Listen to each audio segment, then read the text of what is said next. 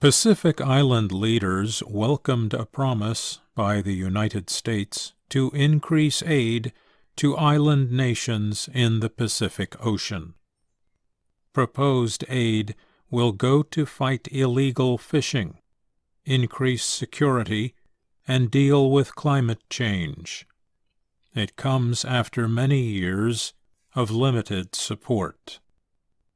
U.S. Vice President Kamala Harris spoke to the leaders at the Pacific Islands Forum, or PIF, in Suva, Fiji, by video link on Wednesday.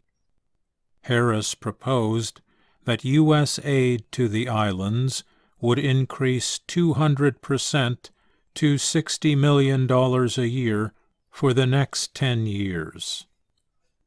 The measure requires approval from the U.S. Congress.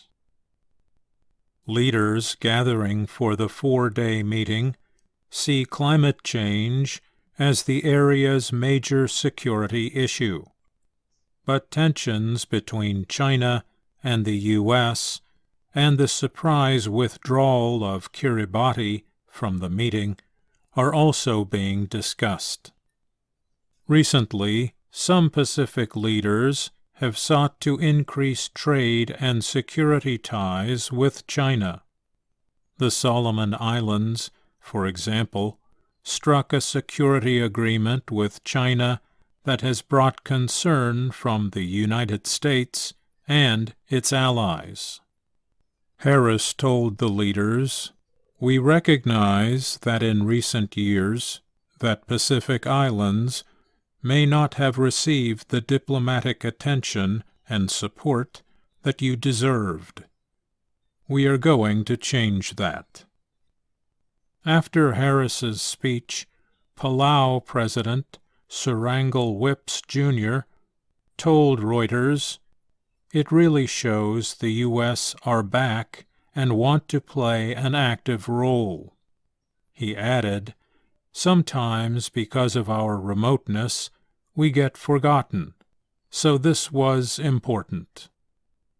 The meeting will discuss a proposal by China to sign a trade and security agreement with 10 nations that have ties to China. But some PIF members are against it.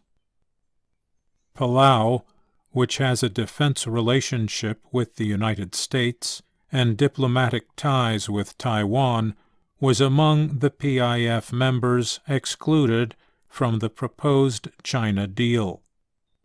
But Whipps said China was economically active in the nation. That competition creates, sometimes, concerns about security. We lived through World War II, and we don't want to see that again, he said. The United States is also working on a renewed fishing treaty with Pacific Island nations. The treaty has permitted U.S. ships to fish in their exclusive economic zones, or nearby waters, for many years. It has also offered greater support for maritime surveillance in the Pacific.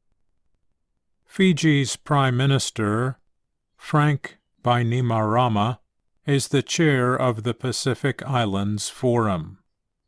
He said, "I think it is clear to see that the U.S. is certainly looking a lot more like the Pacific partner we have traditionally held it to be." Australia's Prime Minister, Anthony Albanese, added that it was important the U.S. was increasing support, including new embassies in Kiribati and Tonga.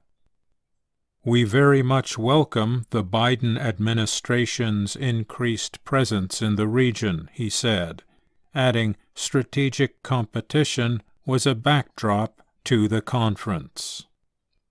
Australia and Fiji announced they would build an $83 million center in Fiji to hold the Fiji Navy headquarters, Fiji Hydrographic Office, and Fiji Maritime Surveillance Coordination Center.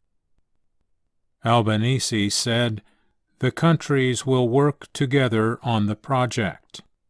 The Australian leader said that it would create local jobs, protect local fishing industries, and was important for our security partnership. In Beijing, a Chinese official said that his government welcomes greater support from others to help the Pacific Islands. But he warned that such efforts should not be undertaken to oppose China. I'm Mario Ritter, Jr.